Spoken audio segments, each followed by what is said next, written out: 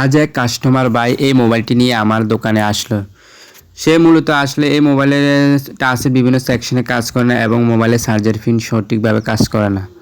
Charge হয় আবার হয় না, মাঝে মাঝে চার্জ বাড়ে আবার কমে।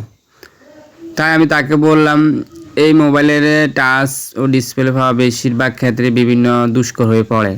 আমি বললাম, ভাই আমার কাছে শুধু খালি আপনি যদি পারেন তো চার্জার পিনটি চেঞ্জ করতে পারবেন, কিন্তু আমার কাছে এখন টাচটি নাই। সে বলল, ওকে ঠিক আছে, তাহলে আপনি চার্জার পিনটি সুন্দর করে আমাকে পাল্টিয়ে দিন, আমি পরবর্তীতে কোনো দোকান থেকে এই টাচটি পাল্টিয়ে নিব।